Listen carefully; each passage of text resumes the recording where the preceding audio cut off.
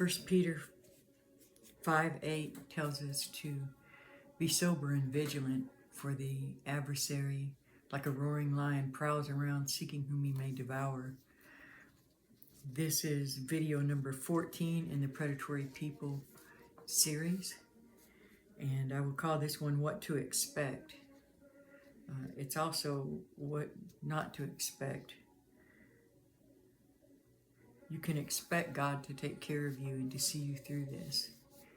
If you're following his path, and if he's the one that told you to keep moving forward, to follow through on this, and to keep speaking truth, he will take care of you. Don't expect your family to support you. Some will, some won't. Maybe none will. Don't expect them to encourage you or to be grateful that you're talking about shameful secrets and embarrassing secrets and painful secrets. But unless somebody talks about them, that family curse will never be broken. That legacy will never be changed. You're doing this so that the future descendants can have a healthy, happy life and be proud of their life. And so that pain and that shame doesn't continue, and the abuse doesn't continue through younger generations. A lot of children have been hurt because nobody wanted to talk about grandpa or great-grandpa, and so everybody kept it quiet. Several family members are getting abused and nobody talks about it to each other, and the abuse continues with all of them. And then some of those that were abused, they turn into abusers themselves. They should not be. You can expect that relatives that only call when they need something will call now to chastise you, or maybe it's relatives you haven't ever heard from or haven't heard from in years. Once you start speaking the truth about this, the news will get around and they will call you to chastise you for bringing shame on the family name. But you need to know that it's not you bringing the shame. You're talking about a shameful situation, but you don't hold that guilt. That guilt is not for you. Let the abusers take their guilt to God and talk to God about that. That's not on you. That doesn't mean we try to hurt people on purpose. We try to choose our words carefully, but the truth is the truth. And if someone tries to keep you from telling the truth, either ignore them, close that door to those people, or ask them, why do you not want me to tell the truth? Are you asking me to lie? Let's be clear. Why do you not want me to heal? Why do you not want me to move forward? Those are all things that you can ask, if you even choose to engage at all. You can expect them to be angry and defensive. You can expect them to say you think you're better than everybody else. You can expect them to act like you have no right to be talking about God, or you can expect them to try to bring up any mistakes that you've made along the way, just to try to make you feel small. But there's a big difference between hurting people unintentionally and hurting people intentionally, which is what the abusers are doing or have done. You can expect them to tell you to shut up and let things go. They do that when you're little and they're abusing you, and even in adult abusive situations. Sickness thrives in secrecy and in darkness. The devil has free reign in secrecy. You can expect them to, even if the abuser is dead, The family will still try to get you to stay quiet about it. Shut up. Everybody's supposed to pretend that the abuser was a great person once they're dead, and that's just simply not the case. They were what they were. And the ones that remain behind that either joined in on the abuse or enabled the abuse or covered the abuse, they don't have that much time left. None of us do. We could be gone like that. So maybe you talking about it, maybe you pulling that scab back and not backing down is what will cause them to address their own guilt or shame or mistakes and take it to God.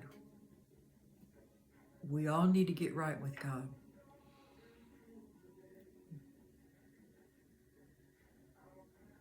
You don't want to wait until they've passed on and then think, I wish I'd have said something. Man, I hope they're saved. I hope they didn't go to hell.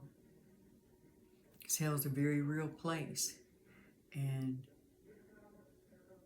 people who abuse or help abuse or excuse abuse or don't stand up for the children, God's going to hold them accountable too.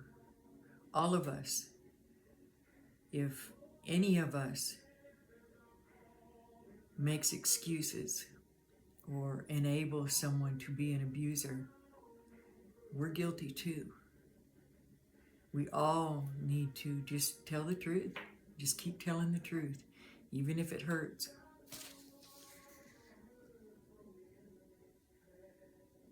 You can expect when you're going through abuse for them to say you will destroy the whole family, that it'll be your fault if the family gets a bad reputation, if the family falls apart, if the abuser goes to jail, blah, blah, blah, blah, blah.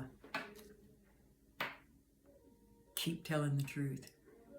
Don't stop telling the truth.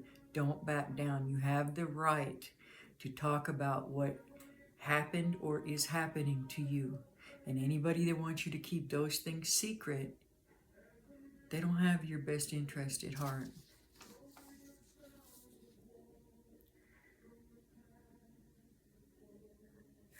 The path that we're taking when we talk about these things is the path that breaks curses, family curses, generational curses. It's the path that even though it hurts at first, it's like resetting a bone. You know, it's going to hurt at first, but then it'll feel better. It'll get better. It's like cleaning out an infection. It's painful at first, but then it gets better, and that's what we have to do.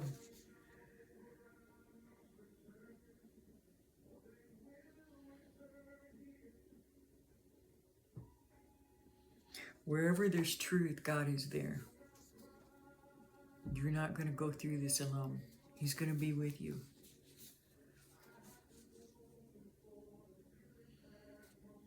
Don't be a people pleaser. God doesn't even like the people pleasers. We've got two choices in this life. We either seek to please people or we seek to please God. If we seek to please people, we're going to fail every time. Doesn't matter what you do, somebody's going to find something to gripe about.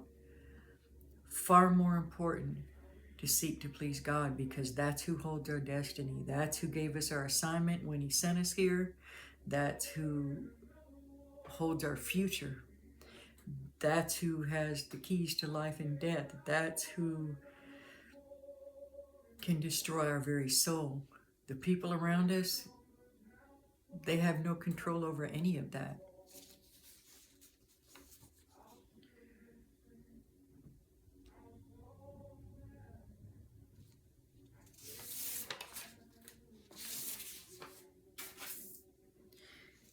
If people won't listen to you or listen to the truth, you may need to close that door, and that's okay. A dishonest relationship is not a good relationship anyway.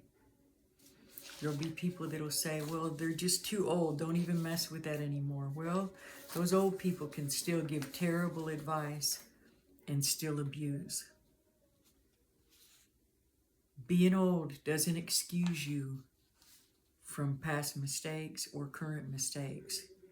In fact, it's even more pressing to talk to them or to try to get through to them, or at least remove yourself so that God can get through to them, because they have a higher probability of having even less time to get things right before they cross over to the other side.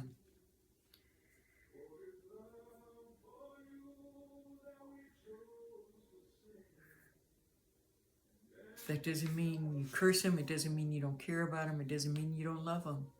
You can pray for people that you love and do it from a distance.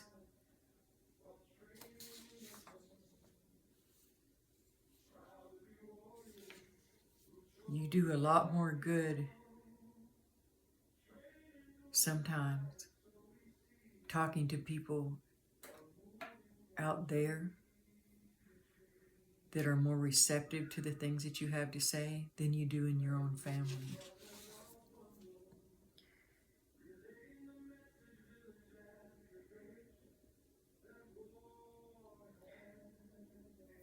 Some people, some family members are happiest when you are, or when they think you are, confused, broken, unhealthy, depressed, angry, bitter, because they're all those things. Misery loves company, because then it can justify its own state of being and say, here, this is another just like me. See, I'm right. But if you refuse to live in that chaos and dysfunction and disharmony and sickness, they don't know what to do with that. They might get very angry about that. Let it be. It's okay if people get mad at you. If you continue on and thrive without them, then they can't blame you for their own misery. You might be gone years and they still try to say, well, it's your fault that they're miserable. But we're each responsible for our own life. We each just have a certain amount of time, and none of us knows exactly how long that is. But if God is pressing you to talk about what happened, even if it's just to one person, it might be to your abuser, it might be to a younger family relative, and it might be on you might have a YouTube channel, you might write a book, you might write a poem, anything to get it out of you and into the open, disinfectant of sunlight and the light of God. That's the only thing that's going to move all of us forward. You personally, your family, your friends, strangers who take your story and it gives them the courage to step out into the light and say, no, we're not doing this anymore. This is not healthy. It's not the same as being a victim and dwelling in victimhood, which that's the opposite. We got to stay balanced. It's okay to be at peace and still talk about the things that were wrong, the things that went wrong, the things that shouldn't have been, and also to keep moving forward. You can do both. You don't have to go to a therapist and stay there for 15 years, repeat customer, paying their bills, and dwelling in that pain every single day. But you can talk about it, get it out, move on, clean out that wound, and keep moving forward, because we weren't sent here just to be victims. We were sent here to show people the light. We were sent here to point people to God. Each one of us has our own individual purpose. Collectively, we have a purpose as God's children, and individually, we have a purpose that God designed each of us specifically for, with our talents, our situation, every circumstance surrounding our life. He had those plans drawn up. That blueprint was made before He ever even sent us here. He knew us before He knitted us together in our mother's womb.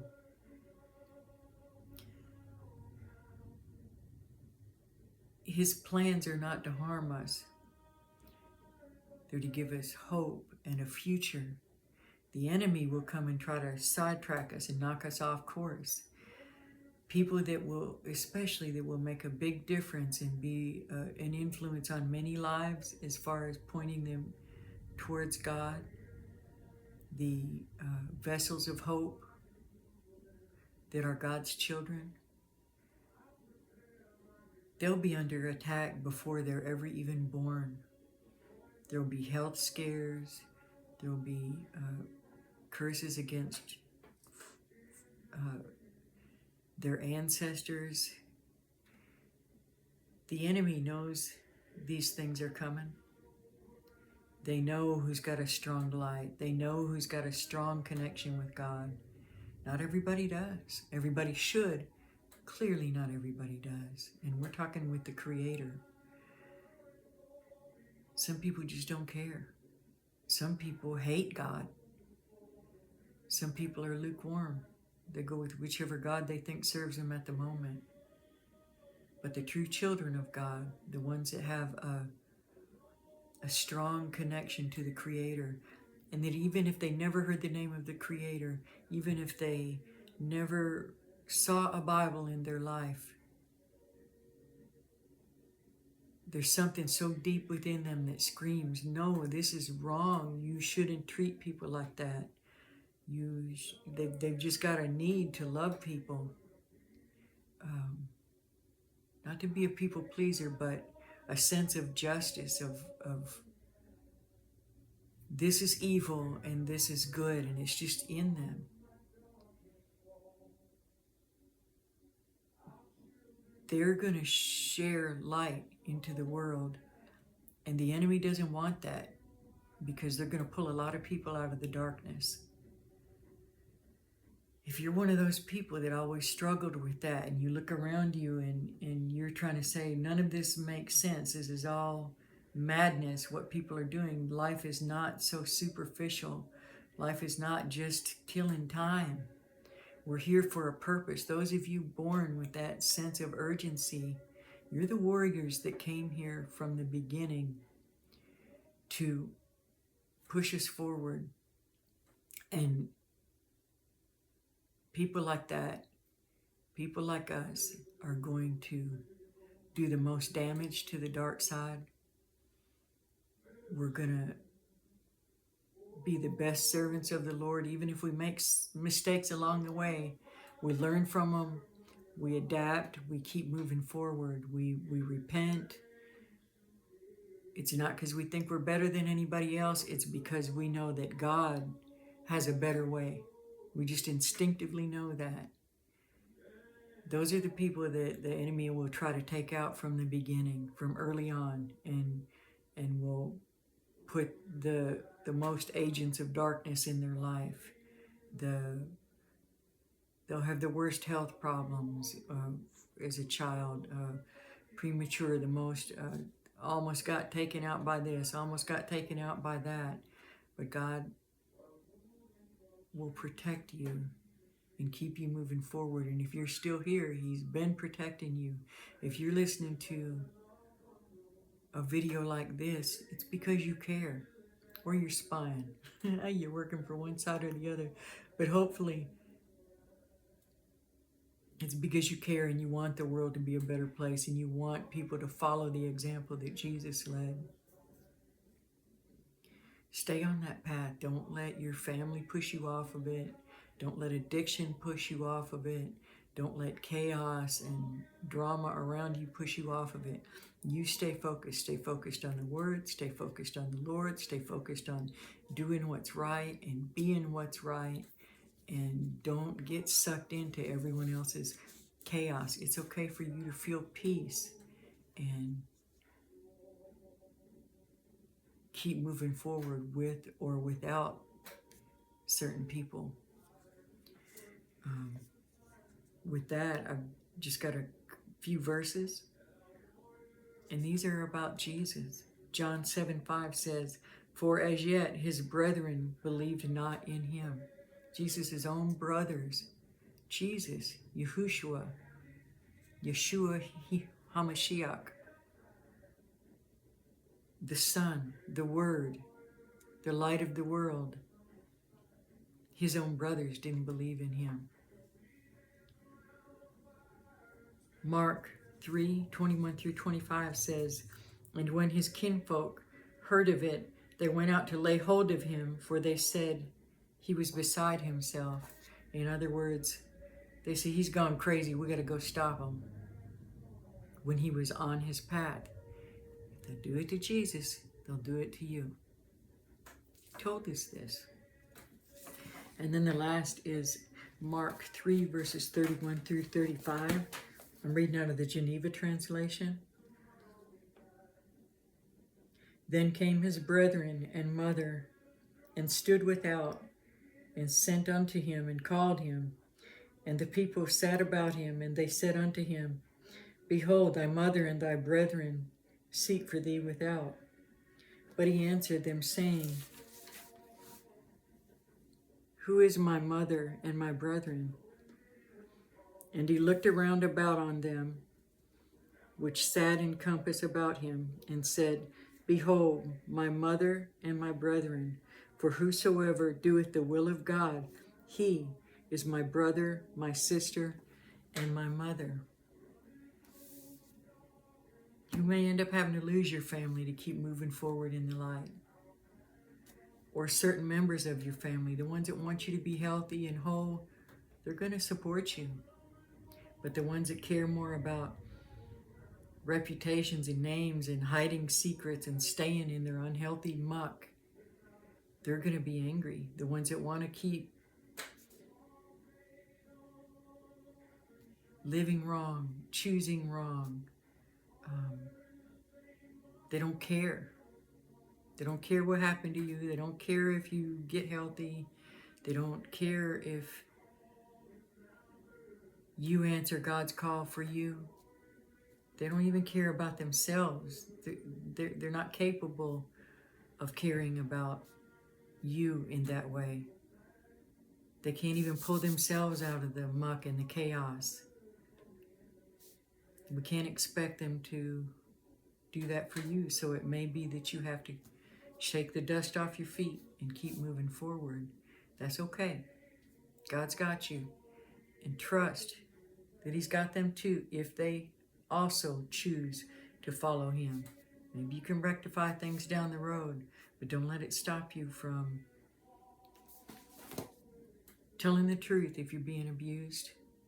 Telling the truth and